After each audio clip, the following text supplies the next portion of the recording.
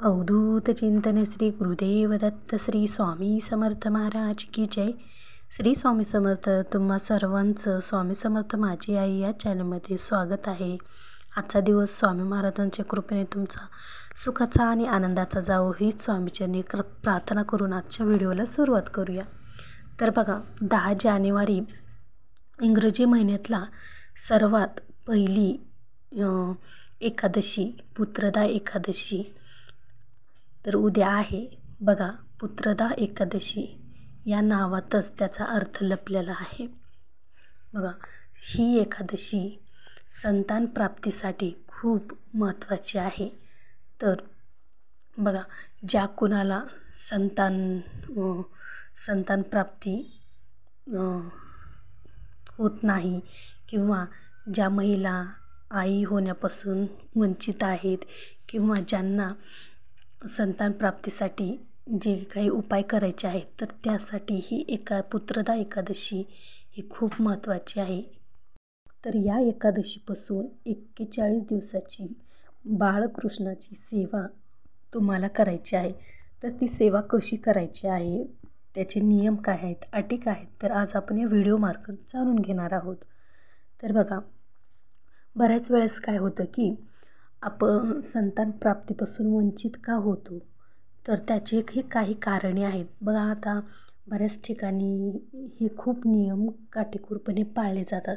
बघा, बाहेरची बाधा म्हणजेच काय, बाहेरची बाधा म्हणजे ज्यावेळेस नवी नवरीच्या हळदीच्या अंगाने बाहेर जाते त्यावेळेस जे काही बाहेरची बाधा होत असते, किंवा बघा, जर नवीन नवरी असली तर ती जे हळदीचे कपडे ही खूप सांभाळून ठेवले जातात.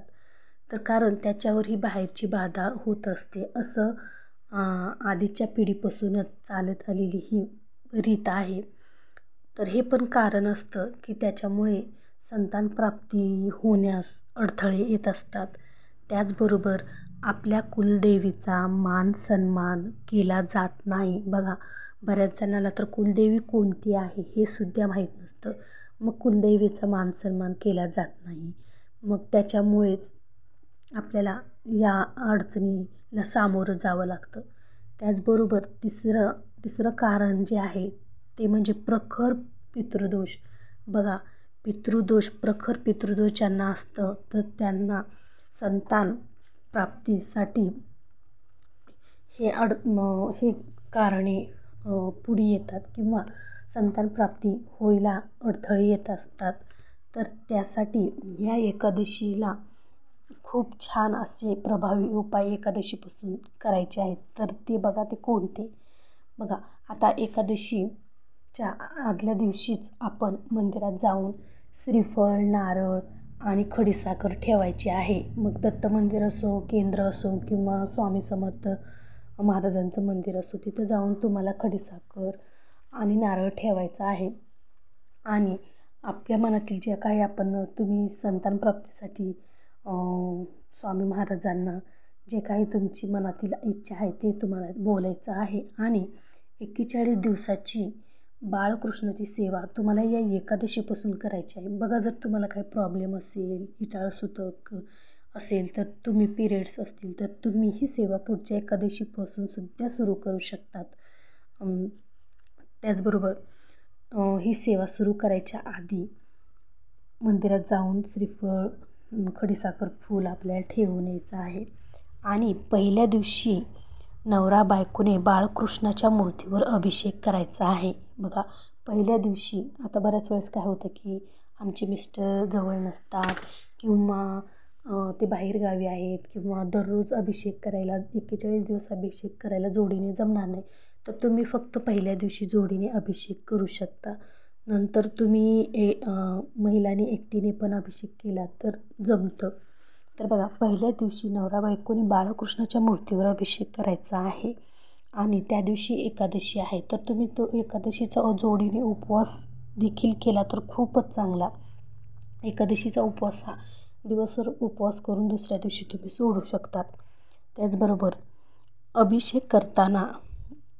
पहिल्या दिवशी अभिषेक करताना श्री स्वामी समर्थ म्हणत आपल्याला अभिषेक करायचा आहे. नंतर तुम्ही नंतर तुम्ही 16 वेळा पुरुष सूक्तम म्हणायचं आहे आणि एक वेळेस स्त्री सूक्तम म्हणायचं आहे. बघा, आता एक वेळेस म्हणावं का असं बऱ्याच वेळेला होतं, तर नाही. 16 वेळेस आपल्या त्याआधी तुम्हाला संतान गोपाल मंत्राची एक माळ करायची आहे, श्री स्वामी समर्थ मंत्राची एक माळ करायची आहे आणि मग नंतर 16 वेळा पुरुष सूक्तम आणि एक वेळेस स्त्री सूक्तमचं पठण तुम्हाला करायचं आहे. आणि हे सर्व झाल्यानंतर जे आपण बाळकृष्णाच्या मूर्तीवर जे अभिषेक केलेला आहे, तर ते अभिषेक फक्त नवरा बायकोनेच ते तीर्थ तुम्ही प्यायचं आहे. घरात इतरांना कोणाला नाही द्यायचं. फक्त नवरा बायकोनेच ते अभिषेकाचं तीर्थ तुम्ही दोघांनीच प्राशन करायचं आहे, प्यायचं आहे. त्याचबरोबर ही सेवा करताना 41 दिवस मांसाहार वर्ज्य करायचा आहे. बघा, याला दुसरे नियम काही लागू नाहीत. फक्त 41 दिवस कडकडीत मांसाहार वर्ज्य करायचा आहे. आपल्याला काही मिळवण्यासाठी काही तर गमवावं लागतच असतं, तर त्यासाठी आपल्याला 41 दिवस मांसाहार वर्ज्य करायचा आहे.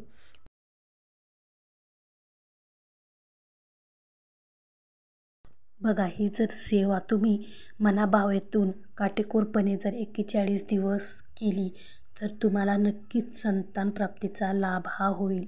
कितीही अडचण असो, अशक्य गोष्ट असो, तर त्या गोष्टीतून मार्ग हा मिळणारच आणि ही प्रभावी सेवा संतान प्राप्ती तुम्हाला मिळवून देईल.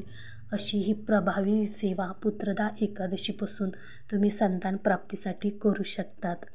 तर ही संतान प्राप्तीची सेवा नंतर तुम्ही 41 दिवस महिलांनी जर काही अडचणच असेल, दोघांना जमत नसेल अभिषेक करायला, तर तुम्ही एकट्याने पण केला तरी जमतो.